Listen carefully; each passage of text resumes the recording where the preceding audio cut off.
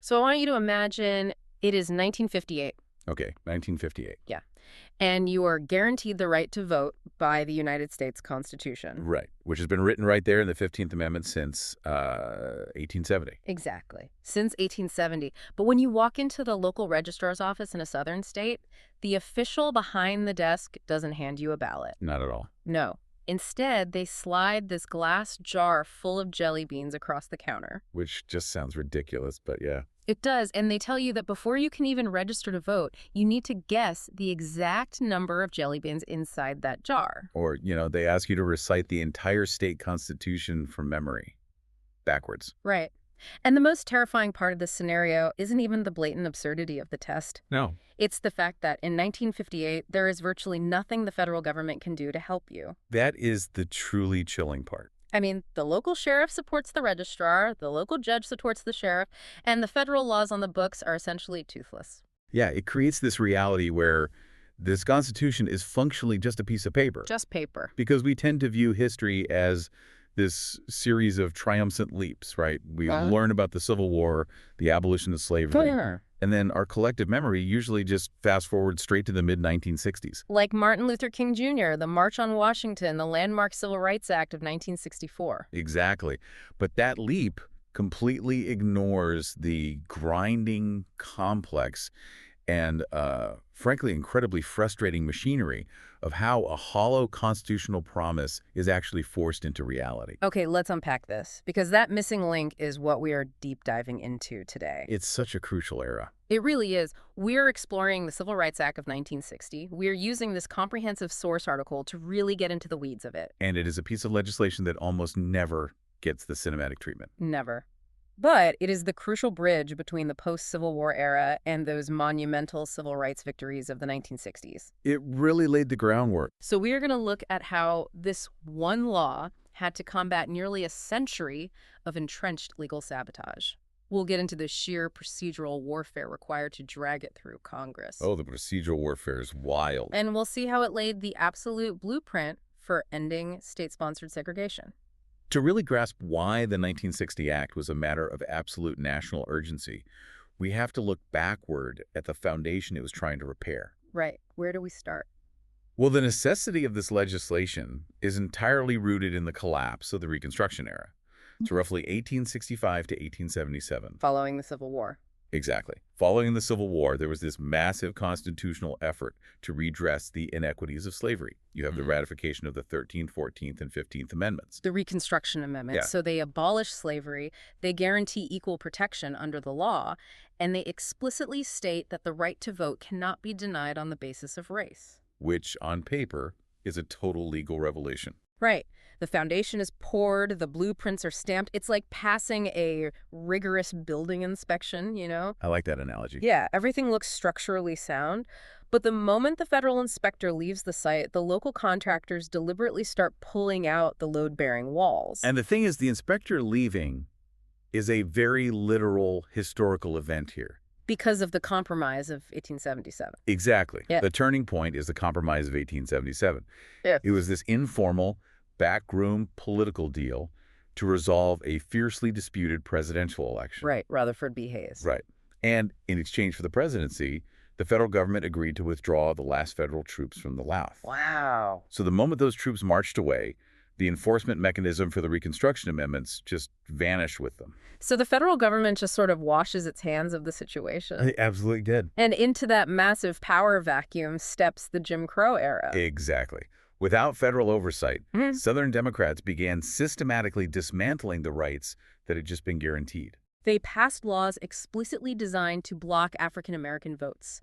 They mandated the segregation of public schools and facilities. They even criminalized interracial marriage. It wasn't just individual prejudice. No, it was a sweeping, institutionalized, legal framework designed to just circumvent the Constitution. And this institutionalization relied heavily on the federal courts looking the other way. Wait, the courts just let it happen? Yeah. Supreme Court decisions in the late 19th century severely limited the scope of Reconstruction legislation. That is wild. The message to Southern states was crystal clear. It was basically, you can engineer your society however you want, and Washington will not intervene.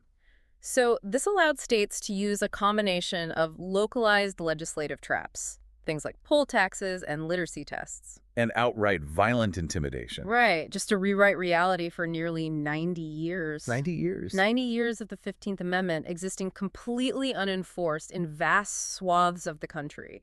It is staggering when you think about the generational impact of that disenfranchisement. It really is. So with the 15th Amendment guaranteed voting rights in 1870, how could states legally get away with ignoring it for 90 years? Because they framed it as state-level administrative requirements. They didn't say black people can't vote. They said, you must pass this literacy test.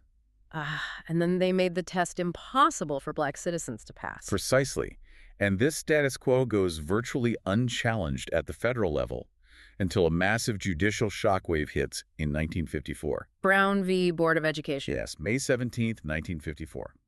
The Supreme Court rules that racial segregation in public schools is unconstitutional. Overturning separate but equal. Exactly. And a vital element of that ruling is that it was unanimous. 9-0. 9-0. There was no dissenting opinion, no fragmented legal logic for the opposition to exploit later. It was a definitive statement from the highest court in the land. It was. But, a Supreme Court ruling isn't a magic wand. Not at all. The court doesn't have an army or a police force to go down and physically open the school doors. They have to rely on the executive branch and local authorities to comply. And the local authorities in the South did the exact opposite of complying. Yeah, they didn't just drag their feet. They mobilized an organized institutional rebellion. The strategy became known as massive resistance. Massive resistance. Yes, it was heavily championed by figures like Senator Harry Byrd of Virginia. He ran the Byrd machine, right? Exactly. It's an incredibly powerful political organization.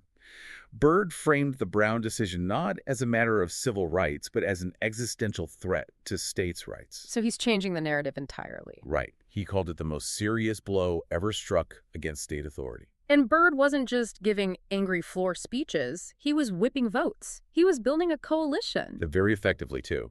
By 1956, he gathers nearly 100 signatures from Southern politicians on the Southern Manifesto. The Southern Manifesto, which was essentially a formal declaration of defiance against the Supreme Court. That is exactly what it was. They were publicly pledging to use all lawful means to resist integration.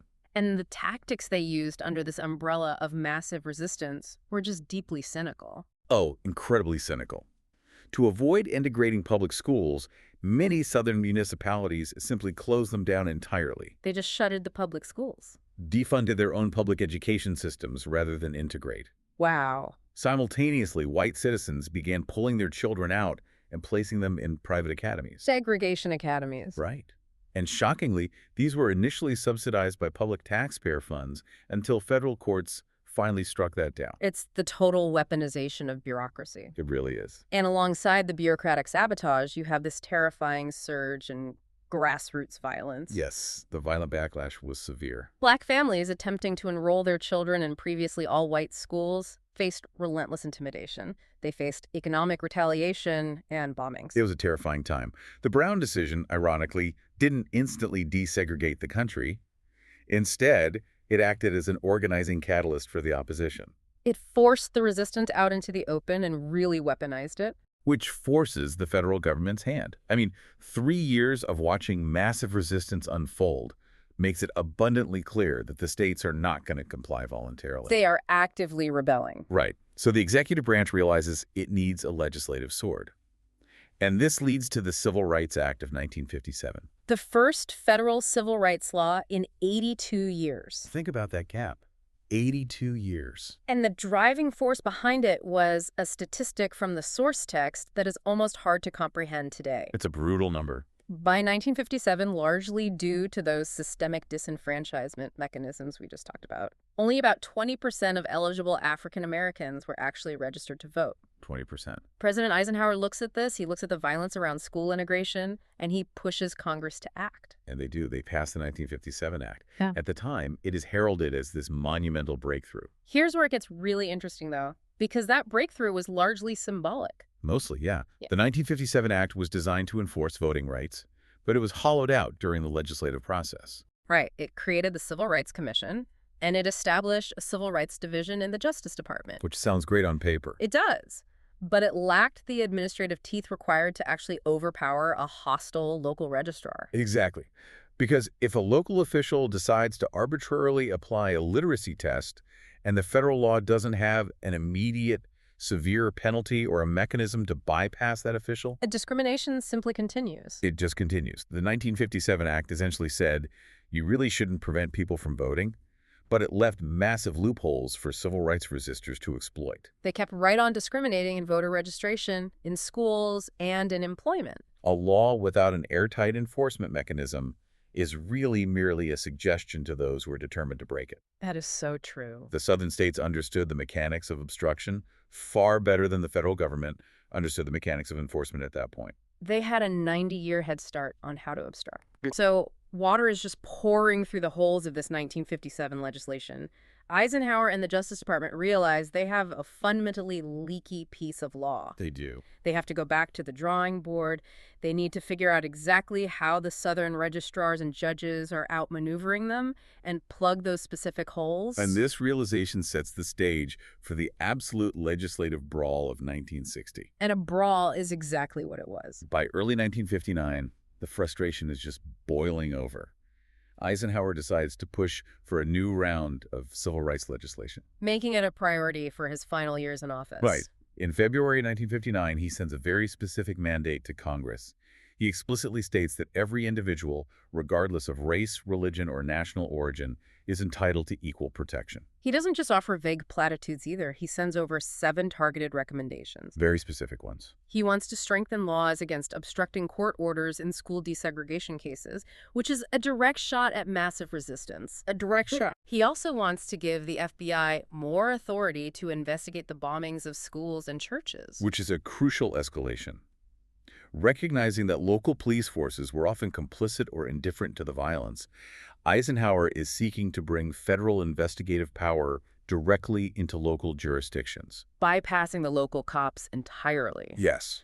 He also demands the Attorney General be given the power to inspect federal election records. Important for building legal cases. Right. He wants a temporary program to help agencies navigate school desegregation, education provisions for children of the armed forces, a statutory commission on equal job opportunity, and an extension for the Civil Rights Commission. It was a comprehensive list. He follows this up in his 1960 State of the Union, practically pounding the podium, pointing out the glaring hypocrisy of citizens being deprived of their constitutional right to vote. The executive branch has laid down the gauntlet. They have. But now, that mandate has to survive the legislative meat grinder. Oh, the meat grinder. And the procedural warfare that follows in both the House and the Senate is a masterclass in exploiting and overcoming congressional bureaucracy. So let's start in the House of Representatives. August 1959, Representative Emanuel Seller of Brooklyn, who chairs the House Judiciary Committee, introduces the bill, H.R. 8601. Okay.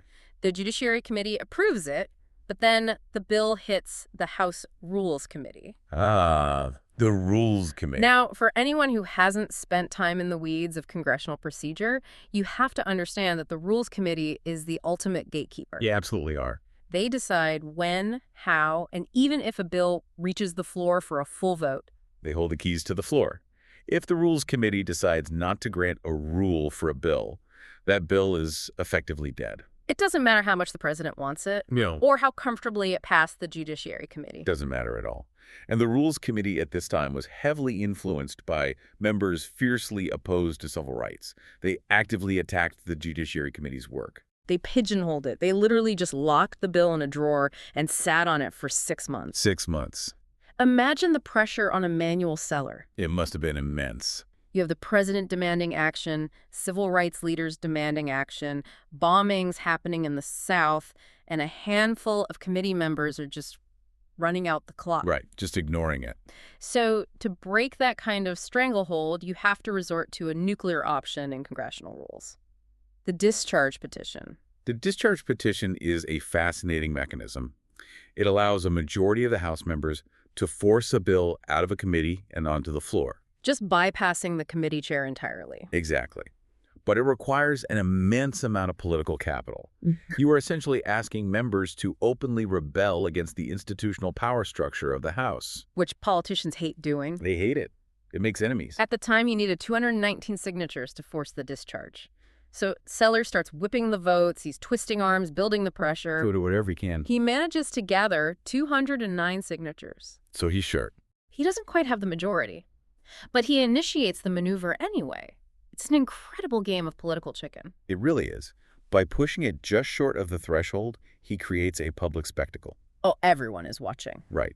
He is signaling to the Rules Committee that the dam is about to break, that a mutiny is imminent. And the sheer public and political pressure of those 209 signatures effectively forces the opposition's hand. They realize they can't hold the line forever without sparking a total revolt on the floor. So the dam finally breaks. After intense wrangling over competing plans like substituting enrollment officers for voter referees, the House approves the bill in March 1960. And what was the vote count? The vote was 311 to 109. You have 179 Democrats and 132 Republicans voting yes. A solid margin. Yeah. Seller beats the procedural trap in the House. But the moment the bill crosses the Capitol Rotunda, it lands on the desk of a man who practically read the playbook on bureaucratic obstruction. Senator James Eastland of Mississippi. Eastland is the chairman of the Senate Judiciary Committee, and he is a staunch, unapologetic segregationist. And he utilizes the exact same tactic as the House Rules Committee, doesn't he? He does. He uses his power as chairman to stall the bill, attempting to suffocate it in committee so it never sees the light of day on the Senate floor. But the liberal, non-Southern Democrats in the Senate see this coming. They aren't going to wait 6 months like the House did. No way. They immediately launched their own procedural workarounds to bypass Eastland's committee and force the bill to the floor. And the gridlock is finally broken, leading to the final Senate vote in April 1960. The Senate passes it 71 to 18, and the breakdown of that vote is incredibly revealing. It is. You have 42 Democrats and 29 Republicans voting aye. What stands out immediately is that all 18 nay votes were Democrats. Wait, not a single Republican senator voted against the bill. Zero. That is a massive shift. And even more critically, despite the fierce, organized opposition from the Southern Democratic bloc, the architects of massive resistance, the Democratic senators from Tennessee and Texas actually defected and voted in favor of the bill. This fracturing of the Southern bloc is a pivotal moment. The political calculus was shifting rapidly.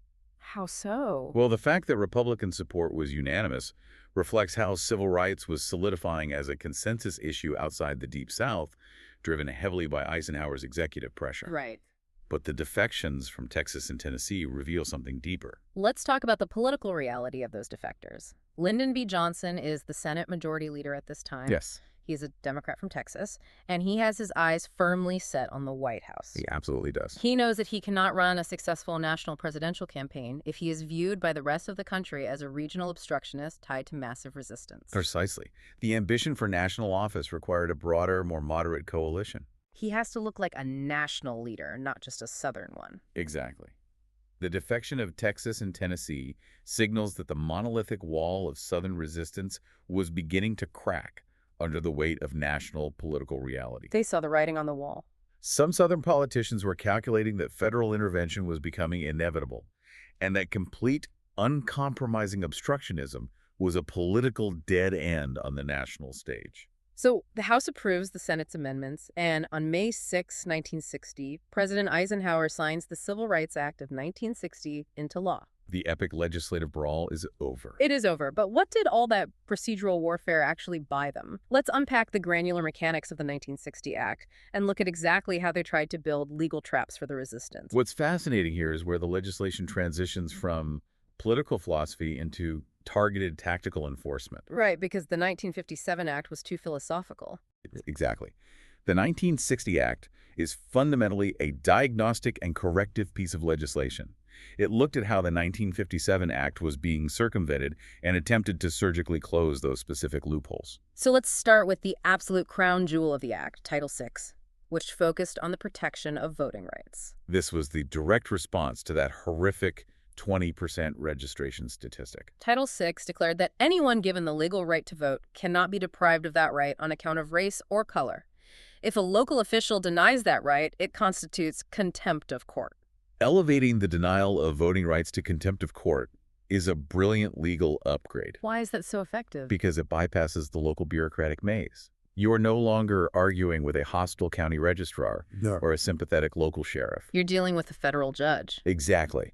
Contempt of court brings the full weight and immediate punitive power of a federal judge directly down on the offending official. Title VI also allowed federal courts to appoint voting referees. And these weren't just observers with clipboards. These were federally appointed officials authorized to investigate claims of voting infringement and report their findings directly to the court, Cutting the local authorities entirely out of the oversight loop. But the most ingenious part of Title VI is how it deployed a semantic trap. It explicitly, legally redefined the word vote. The necessity of redefining a single word shows you exactly what they were up against. It's crazy that they had to do that. Well, before 1960, a local official could play devastating semantic games.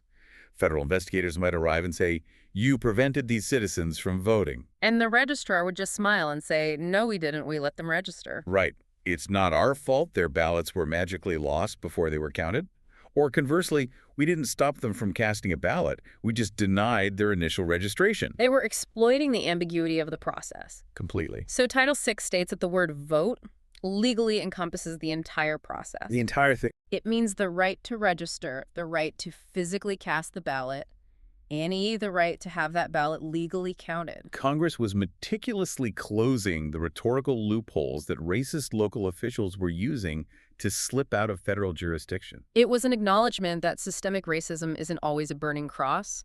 Often it is a bureaucrat exploiting a vaguely written statute. It's paperwork. And the 1960 Act went after the physical violence with the exact same targeted precision in Title I and Title II. Yes, I made it a federal crime to willfully attempt to interfere with the exercise of rights under any court order. Which is huge. If you obstruct a court order, you face fines of up to $1,000 and up to a year in federal prison. This is a direct, laser-focused attack on the massive resistance to school integration. Because they were literally blocking the doors. Exactly. If a federal judge orders a school desegregated and a local official or an angry mob stands in the schoolhouse door to block the students, they are no longer just protesting. They are committing a federal crime subject to immediate imprisonment. Correct. And Title II goes even heavier. It outlawed fleeing across state lines to avoid prosecution for damaging or destroying property. Stopping people from just hopping the border to hide. Right. It made it a severe federal offense to illegally use, possess, or transport explosives with the intent to damage a building. Targeting the bombers. It even criminalized conveying false threats about bombings. The penalties here were massive, up to $5,000 in fines and 5 years in prison. In his signing statement, Eisenhower explicitly highlighted Title II. Did he? He did. He noted it authorized the FBI to investigate the bombings of schools and churches, characterizing them as heinous acts of lawlessness. So this wasn't abstract civil rights philosophy anymore. Not at all. The federal government was deploying its heaviest investigative artillery, the FBI, to treat the violent wing of the resistance as domestic terrorists. Which brings us to Title III. This one is entirely about preserving the paper trail. Oh, this is vital. Title III forced the preservation of all federal election records relating to poll taxes or other voting requirements. If a local officer failed to preserve them or intentionally altered or destroyed a record, they were looking at a $1,000 fine and a year in prison. Because you cannot prove systemic voting discrimination in a federal court if the local sheriff throws all the registration ledgers into an incinerator the night before the FBI arrives. Right. You have no case without the records. Exactly. Title III recognized that the destruction of evidence was the primary defense mechanism of corrupt local elections, and it made that destruction a federal felony. The Act also included a few other highly specific workarounds. Title IV extended the investigative powers of the Civil Rights Commission, allowing them to administer oaths and take formal witness statements. Giving them real investigative power. And Title V provided free education for children of armed forces members if they lived on federal property where the local schools couldn't provide it. Which is a fascinating workaround. Because local southern municipalities were shutting down their entire public school systems to avoid integration, Right. So military families stationed at bases in the South suddenly had no schools for their children. The local schools were just closed. Wow, I didn't even think about that consequence. Title V allowed the federal government to bypass the closed local schools entirely and educate those children directly. That is so specific. And finally, Title VII was a separability clause. A standard legal defense shield. Yeah, stating that if a hostile Southern judge manages to strike down one specific provision of the act, the rest of the law remains intact and enforceable. Which was a very real threat. So it's a remarkably granular, tactical piece of legislation. Very tactical. But the looming question is, they pass the law, they redefine the word vote, they deploy the referees, they threaten the bombers with the FBI. Right. Did it actually break the back of segregation? The historical consensus is very clear. No, it did not. It didn't. The 1960 Act was vital, but it was severely limited in its scope. The act remained overwhelmingly focused on voting rights. It did not comprehensively dismantle segregation in public accommodations, employment, or housing. That was a major blind spot. Furthermore, during the legislative meat grinder in Congress, the protections against discrimination based on national origin, which Eisenhower had explicitly demanded in his 1959 mandate, were completely stripped out of the final bill. You just cut them out. Eisenhower also wanted a permanent extension of the Civil Rights Commission, which he didn't get. Right.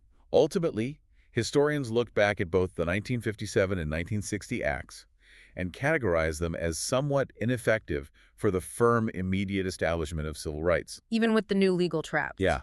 The sheer volume and deeply entrenched nature of local resistance meant that widespread disenfranchisement continued. It's easy to look at that and dismiss the law as a failure, you know. It is, but that completely misses the point of how legal progress actually functions. Right.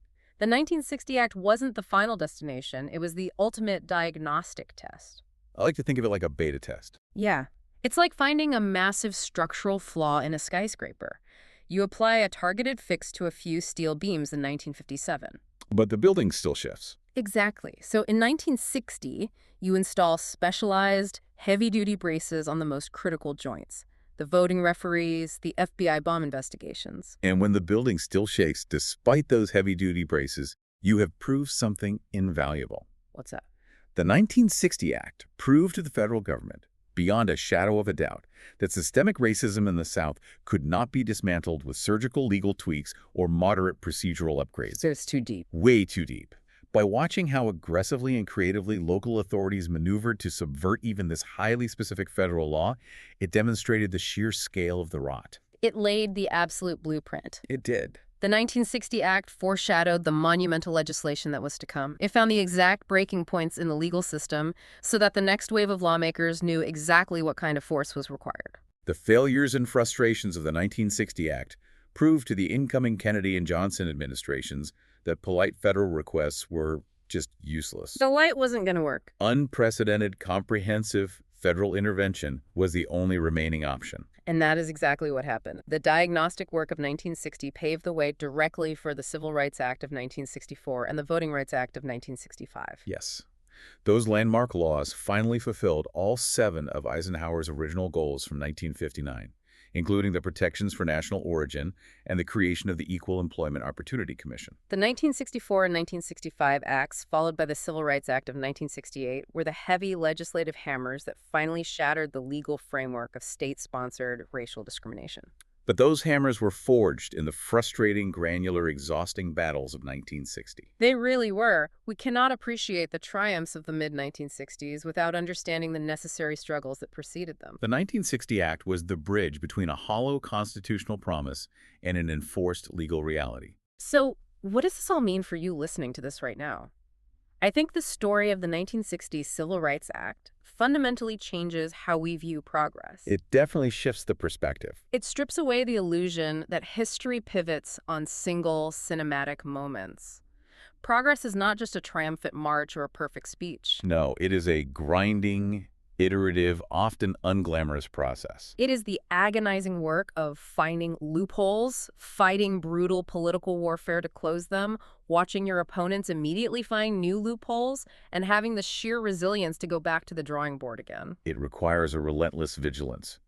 And looking back at the long road from the Reconstruction Amendments in the 1870s to the 1960 Act, it leaves us with a profound question about the nature of our institutions. What's that? If a constitutional amendment wasn't enough to secure equality and a 1957 federal law wasn't enough, what does the absolute necessity of the highly tactical 1960 Act tell you about the inherent limits of the law itself when it confronts deeply entrenched cultural resistance? It's a huge question. Can legislation actually change a society's mind?